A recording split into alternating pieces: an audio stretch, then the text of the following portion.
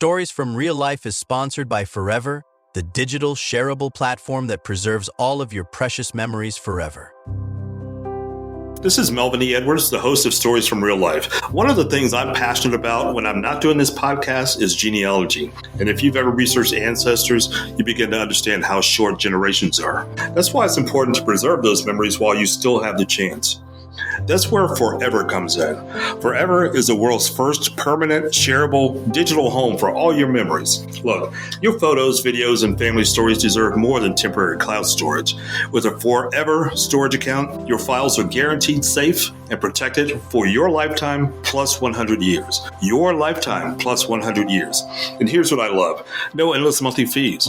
You make a one-time payment or break it down to 24 monthly installments, and you own your storage. It's all backed by the Forever Guarantee Fund, built to preserve your legacy for generations. Check out my website, podcastreallife.com, or the link in the show notes. Your memories are the stories from your real life. Forever, make sure they truly last forever. From the shadows of NASA's Mission Control to the Friday night lights of Texas high school football, from the banking boardroom to the middle school classroom, Tom Russo has lived more reinventions than most of us dare to dream. Born in Turkey, raised in Houston, shaped by astronauts, athletes, coaches, and kids, Tom's story is a masterclass in grit, gratitude, and refusing to sit still. After 32 years in banking, he retired, then started over as a teacher. After a medical setback forced him out, he reinvented himself again. Today, we unpack the journey of a man who never stops finding new ways to matter. This is Stories from Real Life with Melvin E. Edwards, and today's story is Tom Russo's, In a Blink of an Eye. You are listening to Stories from Real Life, a podcast by engaging storytellers for engaged story listeners. Here's your host, author and journalist, Melvin E. Edwards.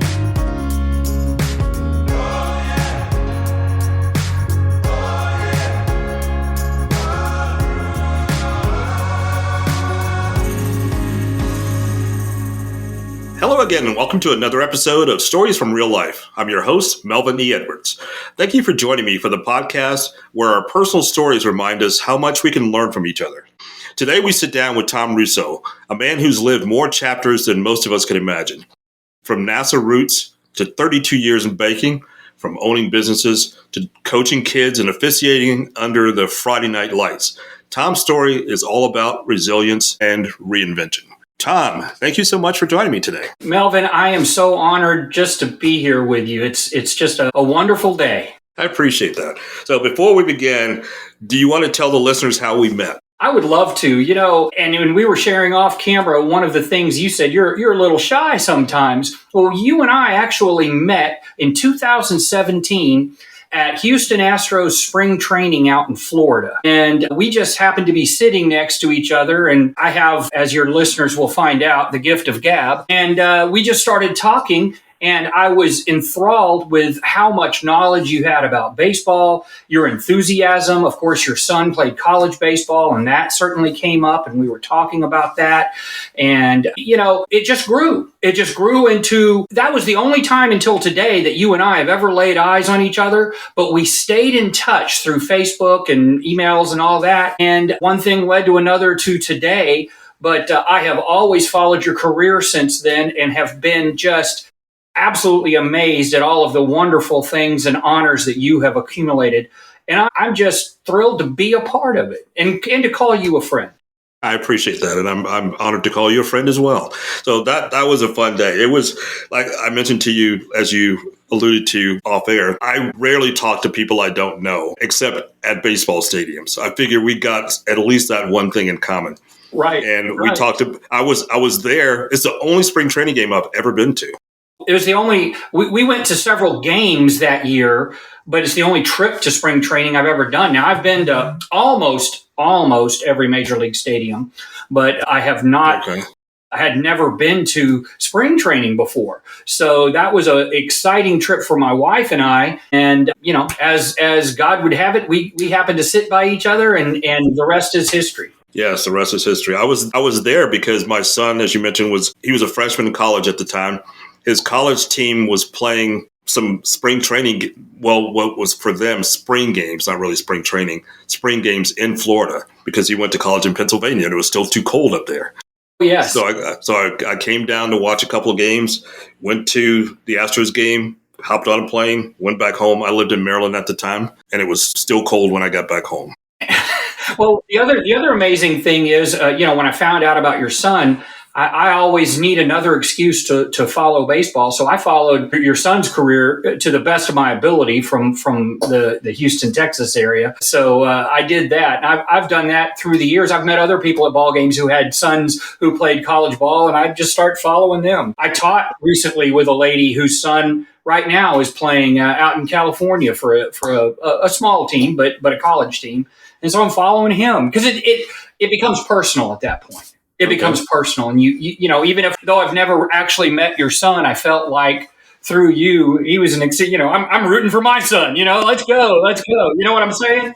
I do. I appreciate that too. All right. So you've got a podcast. So let's talk about that before we go into your life, deeper portions of your life. So tell us about the podcast. I have my own podcast called In a Blink of an Eye. It's on YouTube. So anybody that wants to get it, I'm sure he can put the link up there for YouTube or whatever. But it's called In a Blink of an Eye. And it's more of a journey of people that have had something happen in their life, good, bad, indifferent, right? That changed the trajectory of their life rather rapidly. And in my own case, and we'll get into this later, but I this year lost my sight in my left eye. And it forced me to retire from a lot of things that I loved doing. And as you can imagine, got me really despondent and down. But I woke up one night and said, God, I'm not going to let this happen to me. I am going to use what's happened to me for whatever reason. I'm wanted with one eye, and I'm going to make the most of it, and I'm going to get out there, and I'm going to try to help people that might be struggling with other things, and let's share stories of other people who have overcome things to try to uplift others. That's the whole purpose of In a Blink of an Eye. That's awesome. And it's already motivational. I feel like you should go and talk to the Texans before they play. Although by the time this episode airs, they will have already played the Chiefs. They'll have already played the Chiefs. Yeah, you can fly up there. All right, so let's get to your life story even deeper. Okay. You were born in Turkey while your father served in the Air Force during Vietnam. What impact did that military heritage have on your childhood and outlook on life? Wow, what a great question. I'm a big fan of our military. I love the history, the tradition, and the discipline that comes with that.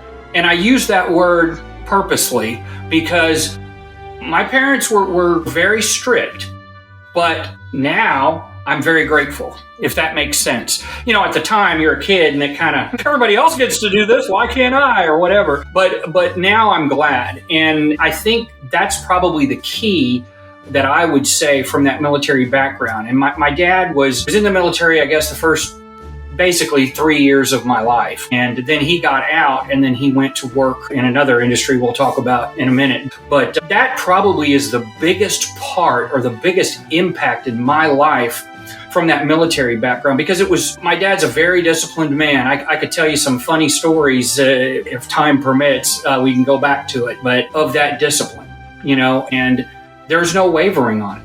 It's my dad is a very black or white person. It is this way or the highway. And so that's kind of how I grew up. There was no gray area. Not like my hair. Yeah. Or mine.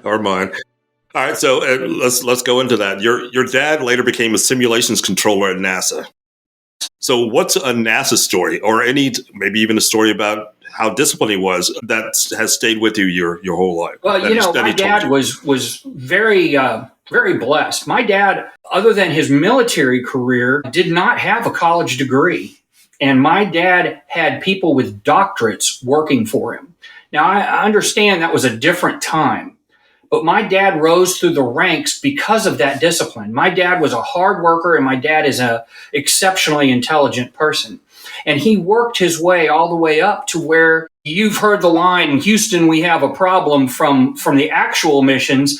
Well, my dad was, Houston, we have a problem. He was the person they were talking to when they were simulating things. My dad was helping them train for any possible problems they might have on their missions. And his first mission that he worked on was Apollo-Soyuz. And I can remember as a young man, obviously with my dad working in it, I could get to go in and see the astronauts, meet the astronauts, and also get to, quote, fly on the simulators with them. And so I got some opportunities to try to fly. And my first one was the Apollo-Soyuz mission. And I remember just being in awe of what those astronauts were able to do, because as those two ships tried to dock, if they were off a millimeter, they were smashing into each other and going off into space. I mean, it was that scary. And so I can remember trying to dock and never being able to accomplish it because I was a kid and I would smash into it and, whatever. And as we moved on and got into the shuttle era, I can remember several times getting to go and fly the shuttle simulator. And as you probably know, when they come back into orbit into the air atmosphere, if they come in too hot, they'll burn up. If they come in too light, they bounce off the atmosphere and they're gone. They're going through space for the rest of their life. It's a perfect thing. And so most of the time I wound up burning up in the atmosphere and it would just say, "You're dead." He gone. But I do remember a couple of times I actually made it through. And one time I always crash landed trying to land in California or whatever, and because I took off in Florida and they landed in California back in the day. Well, one time I landed it, but I landed 500 miles off course. So I landed on some freeway in the middle of California.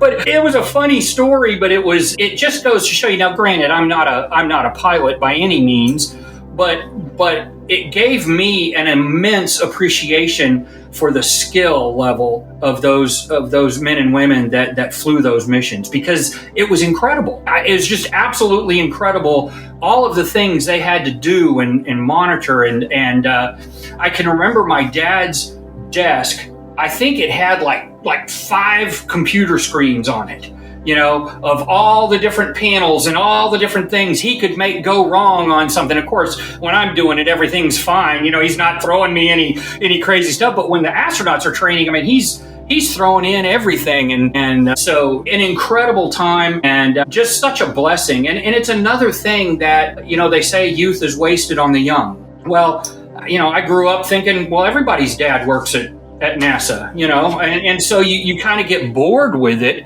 Now I wish I could go back and do the things that I did back then and took for granted then. I think we've all fell victim to that to some degree, but I certainly know that was the case for me. I got to go so often that it was like, how again? I got to go fly the shuttle again? Oh no, But yeah, it was a really special thing, getting to meet all of them, and my dad worked on most of the shuttle missions until he kind of took an early retirement to take care of my mom before she passed away. So that's probably the best I can give you on NASA. I mean, my dad probably has even more. I know my dad had lunch a couple of times with some of the bigwigs that you saw in like the movie Apollo 13, like Krantz. Mm-hmm. He had lunch with Krantz because they worked in conjunction with things. So it was pretty cool. That is really cool. Yeah, and also someone who grew up in Houston, I got to visit NASA a lot. Of course, now young people can go to Space Center, which is right on the NASA campus, but you're there as a visitor. You're not really, it's not quite the same. And I didn't get to meet the people like you did. But before 9/11, you can just go right in. It was free, and you just walk in and see people on the other side of the glass and mission control. And when my son, he's now 28, the one you were talking about earlier, when he was probably 3, 4, and 5, we would go to NASA about twice a month. And he was so fascinated by it. And at one point for his birthday, when he was 5, I think I bought him a little NASA uniform. And I had his name. I had a name badge made for him. Wow. He was so proud. He was high class. He was so proud of that thing. And today he's an engineer. So who knows if that was his motivation to start. That probably had some big impact on it. That and great parenting. I'm certain that happened. But that's, again, it goes back to what you're used to and what you're around. And, I've talked to people who grew up in the mountains or grew up on a beach, and, they don't ever want to have anything to do with going to the mountains or going to the beach because they were around it all the time. And that's kind of how it was with me. I was kind of like, okay. My wife's dad worked at NASA as well. So, like I said, almost everybody I knew's dad worked at NASA, where we went to school and where we lived. That's kind of how it was. Yeah, ho-hum. It was just boring for you. Ho-hum. Yawn another day. Yeah. All right, let's talk another story about your dad. He's now an 82-year-old professional bowler. Yes. And how has his lifelong commitment to discipline helped him as a bowler in his 80s? Well, that has to go back to his youth. He started competitive bowling in 1949. Back before they had pin setters, they had pin boys that would set the pins up. That's when he started bowling. And, it's always been a passion of his. He loved it. He grew up in Detroit. And so, up north, bowling's a little bigger than it is down here, at least back in the 40s, 50s, and 60s, it certainly was. And in the early 60s, when he was a young man, he really wanted to become a professional bowler. That was just really becoming a thing. And back then, pro bowlers were actually paid more than baseball players, football players, all of that. I didn't know that. And so it's funny because the prize money hasn't changed much since 1960. It's still about the same. But he was good enough to become a pro bowler. But the country came calling when Vietnam happened. And so he joined the Air Force voluntarily and he bowled in the Air Force. He actually bowled for his unit's team or whatever and did very well, but it was never the same thing. And then life happened, it had me and got married, all that good stuff. And so while he would recreationally play, he never followed up with it on his dream. And that discipline you're talking about, my dad, doesn't matter what he's doing, he wants to be his best. And I'm choosing my words wisely again, not the best. He's always competing against himself. If he's bowling with you and you bowl a 300, he is celebrating with you, okay? But if he bowls a 180, he's angry with himself. And a lot of times I think people misunderstand that he's, being unhappy with that. And I know him well enough that he's a genuinely honest, good, hardworking person, and it's all about that discipline with him. And bowling is certainly something that's a discipline. Bowling is certainly something that is somewhat repetitive, but you have to be able to read. And what a lot of people don't know about professional bowling, and I'll tell you the story about how he got to professional bowling here in a moment, but on the pro bowling circuit, the oil patterns change every tournament. They're different than a house pattern. If you just go up to your local bowling alley and bowl, they've got it on a very easy pattern, so your scores will be higher, okay? But in the pros, they have to be able to read those oil patterns because they're different, and it affects your rotation, affects the speed of the ball, affects everything. And so you have to read it like a green on putting. And as more people bowl throughout the tournament, it burns that oil up. And so it changes as you go. And so people don't really understand the nuances of the professional game. Back to how he became that professional, I told you he retired from NASA when my mom got ill. My mom had ovarian cancer and struggled mightily and fought the good fight for many years, but finally passed away. But he took care of her in her last few years. And when she passed away, he was lost. I mean, they'd been married almost 50 years. He didn't know any different. And he was just miserable. And I was trying desperately to come up with something. I'm an only child. So I was trying really hard to come up with something to get him out of that funk. And I knew he loved bowling. So I said, let's go bowling. Let's join a league. Grumble, grumble, grumble. And he goes out there and he's killing everybody. And I'm like, Dad, you should join the PBA. And he's like, I don't want to join the senior PBA. My goal was to be in the PBA, And I'm like, well, all they can do is tell you no. Well, I got him to do all his paperwork and send it in, and lo and behold, they accepted him. And now he doesn't travel a whole lot, especially the older he gets. He doesn't like to travel much. So he mainly does tournaments in the Houston area. Sometimes I can get him to go around Texas a little bit. and do. He does 3 or 4 tournaments a year usually. So it's not a lot, but he's in the PBA, and all of the PBA bowlers, I'm talking all the guys you see on TV, on ESPN and Fox and FS1 and all of those things, he's bowled them all. I've met all of them, and I will tell you from a professional sporting community, there is not a nicer group of guys than the guys and ladies that are on the PBA and PWBA circuit. They are tremendous. They will always take the time to talk to you, to sign autographs, take pictures. It's really an amazing thing. And they basically call my dad Grandpa. They know him when they're there. They come. They all want to talk to him. One last story about that I think plays to that discipline. He's in the pros. He's never bowled a 300. He really wants to do that because you get a real nice ring and all this stuff. And in the last tournament he was at, he had the front 8, what they call the front 8. He had the front 8. And the pros had kind of stopped what they were doing and coming and watching him. It was so cool. There was a big crowd around him, and he wound up bowling like a 288 or something like that, which is a fantastic score. But, in that 9th ball, I think he left a 10 pin, and it was so sad. But it was also exciting for him because it showed his determination to get that front 8. And another thing that most people don't know about pro bowling, the cut rounds, the rounds that you don't see on TV, there's usually 8 games. Now, I get tired after bowling 3 games. I don't know about you, but I'm about dead. This is an 82-year-old man, and they have to bowl 8 games, back to back to back to back to back to back to back, right? They don't get any break. They don't get any time off. They have to carry their balls from lane to lane. I mean, it sounds silly, but when you're carrying 50, 60 pounds of balls and going to each different lane, it's hard. And for an 82-year-old man, I he would never admit that, but yeah, it is. It's hard. I can see it in his body by the 6th or 7th game. He's getting tired. He's getting winded.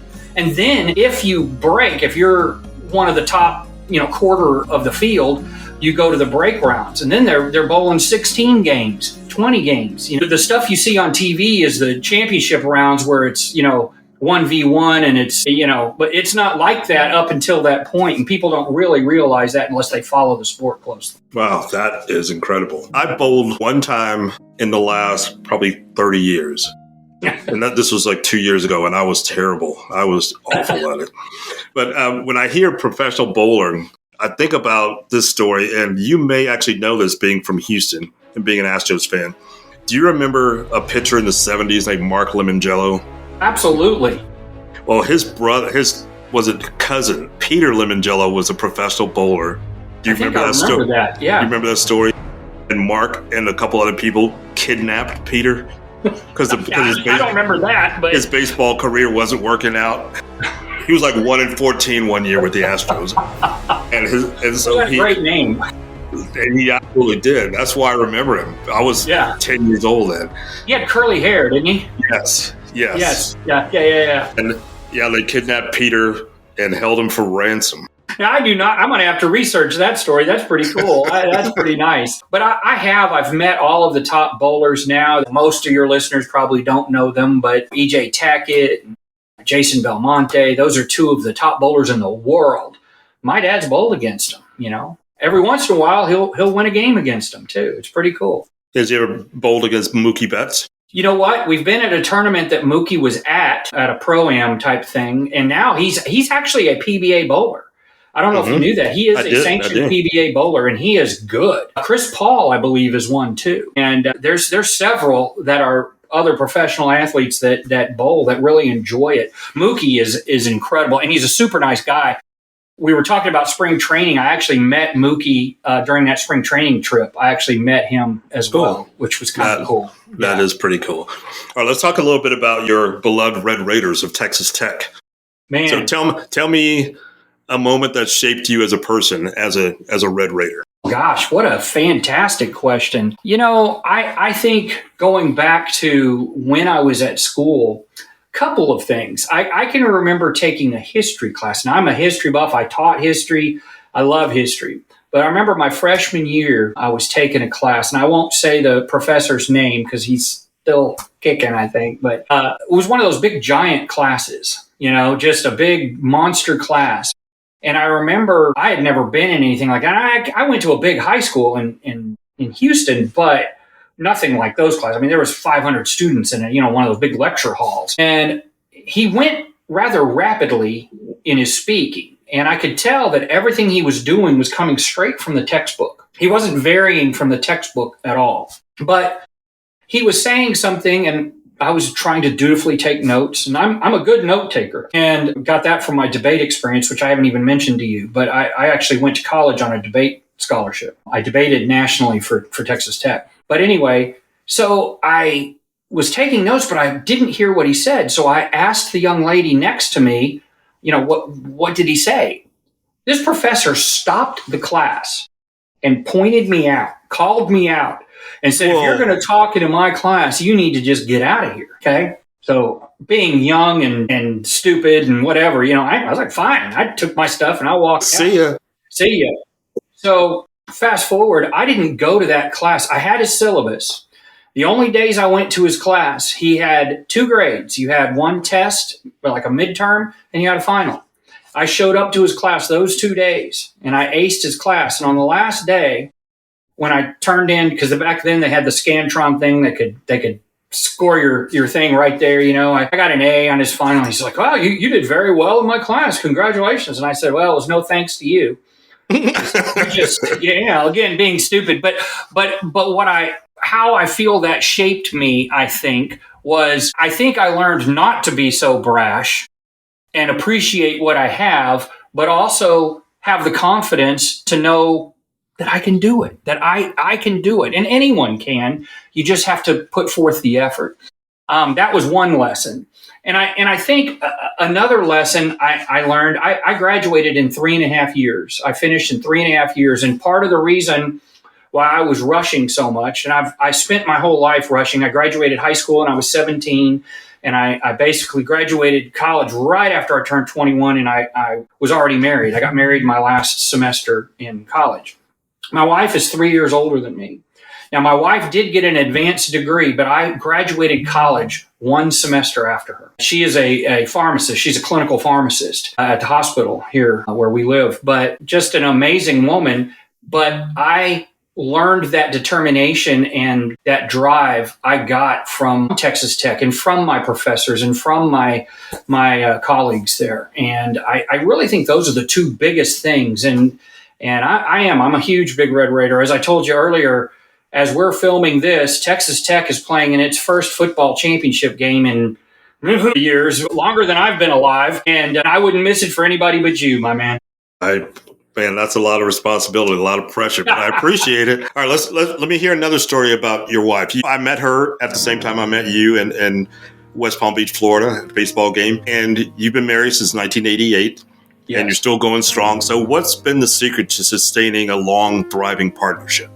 Man, the biggest one is trust. I think that's the first word that comes to my mind. But you also have to be married to someone that you're best friends with. I mean, I don't know how else to say it. She is my best friend. When I am thinking about doing something, I want to do it with her. No matter what it is. Now, I would have a hard time being married to someone who wasn't a sports fan. And my wife knows more about baseball and football than most men.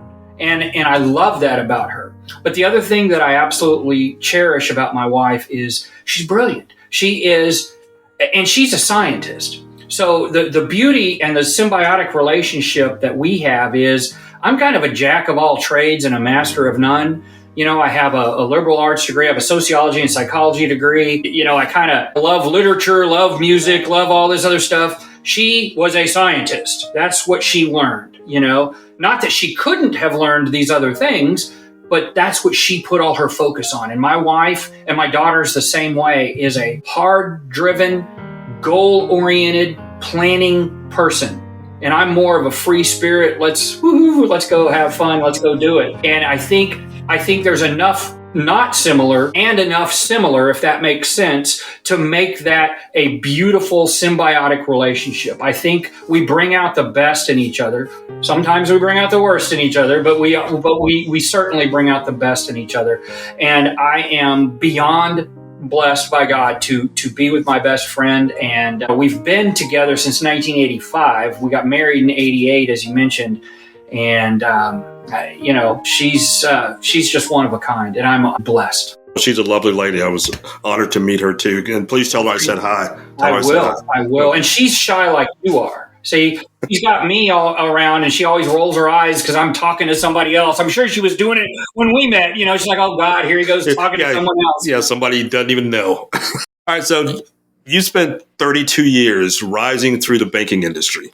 I did. What's something about banking that the average person would never believe? Something that people wouldn't believe. I think the biggest thing that people wouldn't believe about banking is the amount of time that is spent trying to make sure everything meets all the federal guidelines. It was the bane of my existence as a banker because they constantly change the rules. They constantly change the rules. And just something as simple as a car loan that as a consumer, you don't realize all the things that are going on in the back scenes. But there are so many hoops and so many things we have to jump over to make sure that we don't violate this or don't misinterpret this or don't do this or don't have the wrong form signed or do the wrong thing. And it's constantly changing. And when you get into a mortgage, it's even worse. I'm sure you've signed mortgage papers and you wind up with a file this thick because, of course, now everything's electronic. But back then, everything was paper. And you'd spend half a day signing your life away. And every one of them, if one thing is wrong, the federal government come in and slap fines and penalties on the bank. And so it's imperative that you do it properly. So I think that would be the biggest thing that your average Joe wouldn't know. I think the other thing that maybe is real simplified, but I don't know that people ever stop and think about it. When banks are always trying to find an equilibrium between the number of loans they have and the number of deposits they have, because they want to loan the money out that they get in on deposit. That's how they make their money. They don't make money giving you a point or two on your interest, right? They make money loaning it out at 6 or 7% on the loan side, right? And so they want this equilibrium. And if it ever gets out of whack, right, if they ever have more loans than deposits, first of all, they're in trouble with the feds. And so they have to rapidly get deposits in. And so when you see banks raise rates, that's why they're trying to get those deposits in, right? And it works in reverse. When they don't have any type of loan volume, you'll see loan rates lower at an individual bank to try to get their loan volume up so it matches. And it's a constant balancing act. I mean, it's literally an everyday thing. And so that's probably something that your average bear doesn't know. Okay. So what's a leadership lesson you learned from the banking industry? Everybody matters. I told you I wouldn't give you very short answers, but that to me is the number one thing. I don't care if you are the janitor or you are the president or chairman of the bank. Every single person is important. And that's not just true in banking. That's true in every aspect of life. One of the things that I pride myself on, and I try to ingrain it into my children and to my grandchildren. I want them to know that everybody's important. I don't care if you're at Whataburger waiting in line and talking to the person that's selling you the hamburger, or if it's the person cleaning the restroom, or it's the CEO of a multi-billion-dollar corporation. Everybody to me is important, and everybody has an important role. And I think that's why I enjoy talking to people, and why I enjoy things like your podcast, stories from real life. Yes, we all have a story. We all have something to share. We all want to give something to somebody. And the biggest thing from leadership, and I've had a couple of mentors in my banking career and in my teaching career, which we'll get to in a little bit, but that stressed that every person is important. And as a teacher, every student was important. Hope that answers your question. That absolutely does. All right, let's talk about some of the other businesses you've been involved in. You had a sports memorabilia, that's not easy to say, sports memorabilia store and a candy shop. I did. So what's a crazy story from that? I have an entrepreneurial flair, as you can imagine, as you can see kind of from the background here. I still have a lot of remnants of my sports memorabilia business. I still collect privately, and I actually have a little side hustle with a guy that owns a trading card marketplace, and so I do a lot of business with him and do some sports card shows and things with him. But I had that shop in Lubbock in 1990, 1991, and unfortunately had a sticky-fingered employee that took a lot of stuff from me, and I wound up getting angry about it and just selling and moving on. But I loved the business. I loved the opportunity, and it was really cool. I've always collected. I mean, I can truly say that I probably collected even before I was born, and I know that sounds silly, but my dad's brother died at 13 of brain cancer, and he died in 1970 when I was about 3 years old. And I can vividly remember him talking to me before he passed away that he was going to give me all his baseball cards and other things. The song Let It Be was very important to him, and he told me whenever I heard that song that he was smiling down from heaven, and he has been my whole life. He has been. Whenever I hear that song, I stop what I'm doing and look heavenly. But I inherited all of his cards, and his cards were all from the mid-'60s on. And so I learned to appreciate all the players from them. And then I started trying to finish the sets that he had started. And I've done that and plus. So, I kind of went crazy with it. And my wife, of course, has always been supportive and let me do my crazy ideas. The candy store, my wife is very artistically oriented and a wonderful cook and baker as well, but she was so good at we had a candy bouquet franchise. And what it was we would take gourmet candies and we would make beautiful bouquets out of them. Well, I was a salesman. I wasn't an artiste. I could make one if you made me, but it certainly wasn't as nice as what my wife would make. But I would go and I would sell accounts. Like I would go to an apartment complex and I would say, hey, wouldn't it be nice if everybody that was a new resident got this beautiful bouquet? And so they would sign up with us and we would do bouquets for that. Big corporations, anybody that retired got one. Realtors, anybody that bought a new home got one. And so we started getting a lot of corporate accounts from my ability there. Notable big account that we had. You may have heard of this company. Tell me if you have. Enron? Yeah, I've heard a thing or two. I've heard a thing or two about Enron. Used to go to Enron Stadium there in Houston before. I did, yeah. I was at the first game that was ever played there at Enron Stadium. And they were actually a client. They actually paid their bills despite what happened. But they were an account where new employees got one and retiring employees, I think, got one. So those were some pretty cool stories from that. The other frustrating thing, and I'm a big proponent of small businesses. I love small businesses, both from my banking career, trying to help people start new entrepreneurial ideas like you writing books or having podcasts or what have you, to actual retail type oriented stores. Well, I always found it fascinating that, as a little candy shop in Houston, Texas, I would carry mainstream candy too. We didn't put that in our bouquets, but if somebody walked in and wanted to buy something, but we'd only be able to buy one box of Hershey bars or whatever, right? We couldn't buy 10 billion cases of it like the superstores could, right? And people would walk in and they'd be like, well, I'm not paying 55 cents. I can get it down the street at 50 cents. Well, then go there. I can't sell it for that because I can't make any money at that. Now we're all in business to make money. That was the purpose. I always found that a little bit frustrating, I guess, from the retail standpoint. All right, so let's shift a little bit. You retired from banking and you went into teaching middle school history. What drew you to the classroom? So my grandmother taught school for 40 years, and my grandmother was an inspiration. This is my mom's mom. She was an inspiration to me.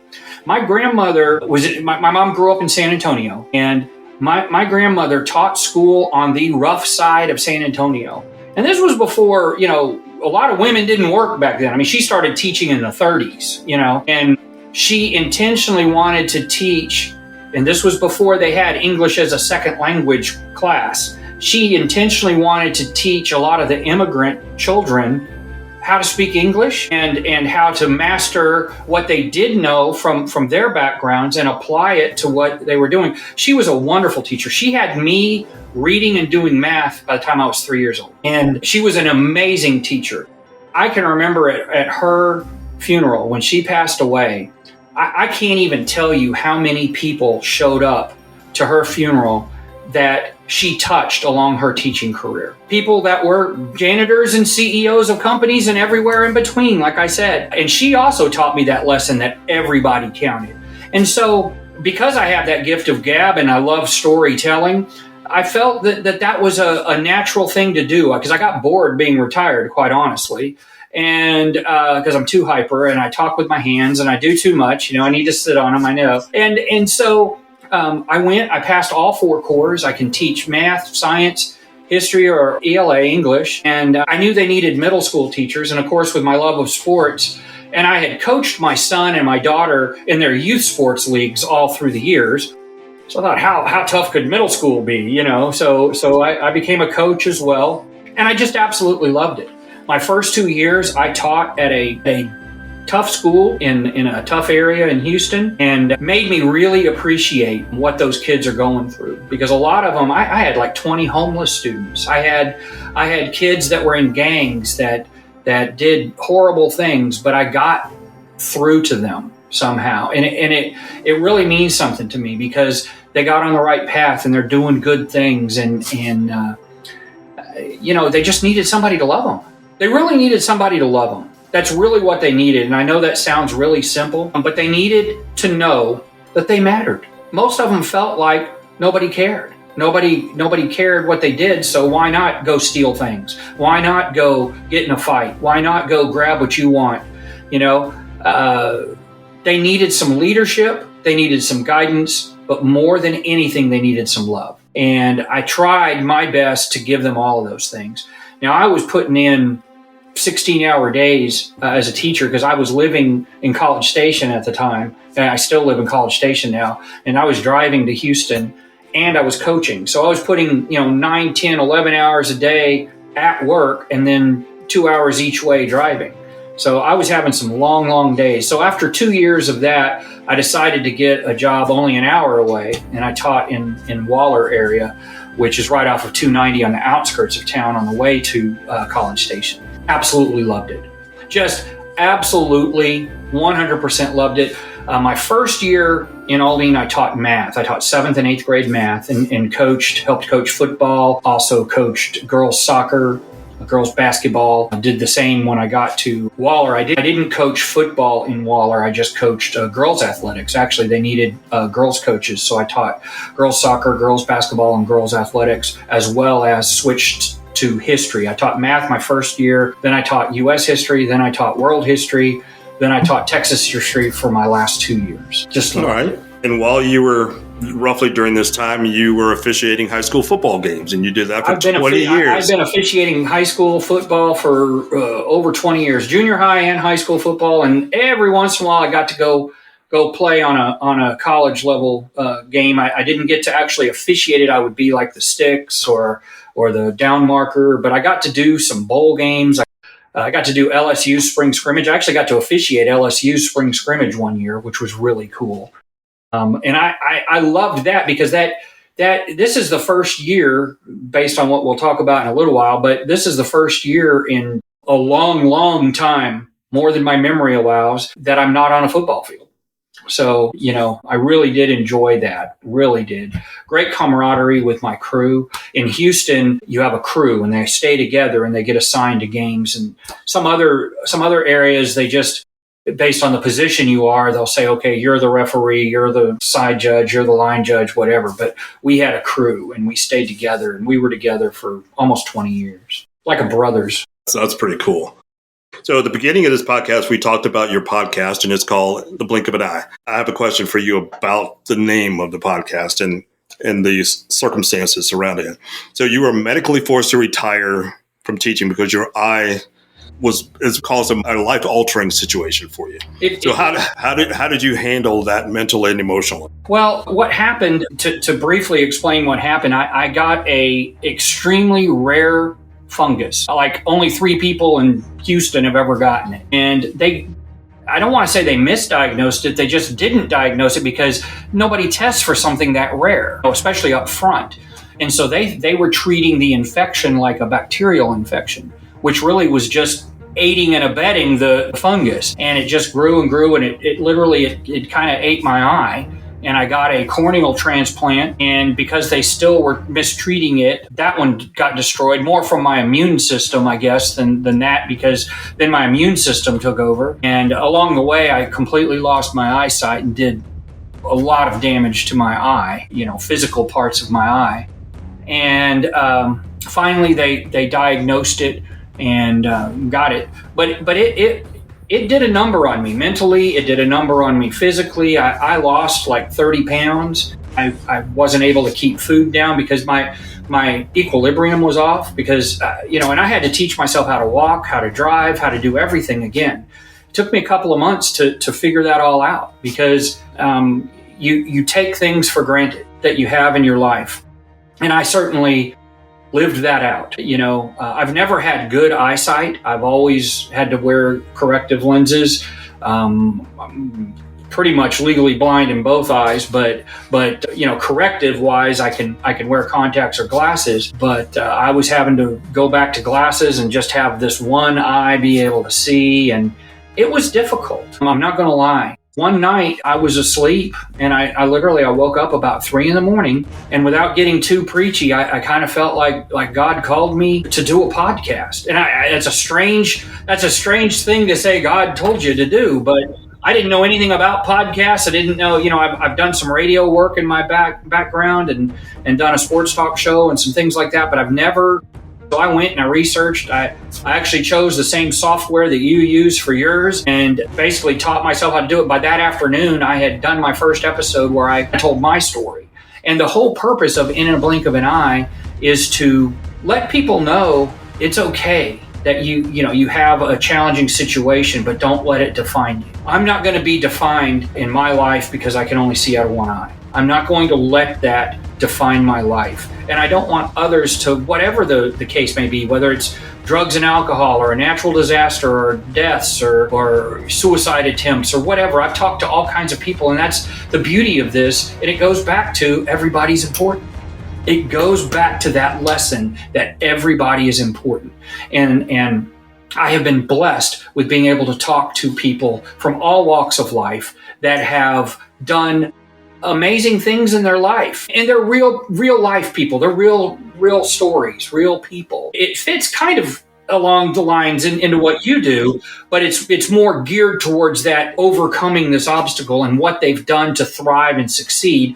And I have a little bit of a religious bent to it. I have a faith bent to it, but because that's very important in my life. My faith is very important to me. I don't want to push it on anybody else, but I try to show that through faith, through family, through courage, through determination, and just by grit, just pick yourself up. Don't worry about it. Don't cry about it. Do something about it. And okay, that's great advice. So I will put the link for your podcast in the show notes for this podcast. Great. Thanks. And I'm excited to become a guest on your podcast. Yes, too. You're going to be a guest on my show. I'm very excited about that as well, to hear all your stories. So I got a couple questions left. Okay. So you're now in the process of forming a new bank, and you're still selling baseball cards. So what keeps you hungry to keep reinventing yourself? I think just the fact that I'm hyper. I think I don't want to.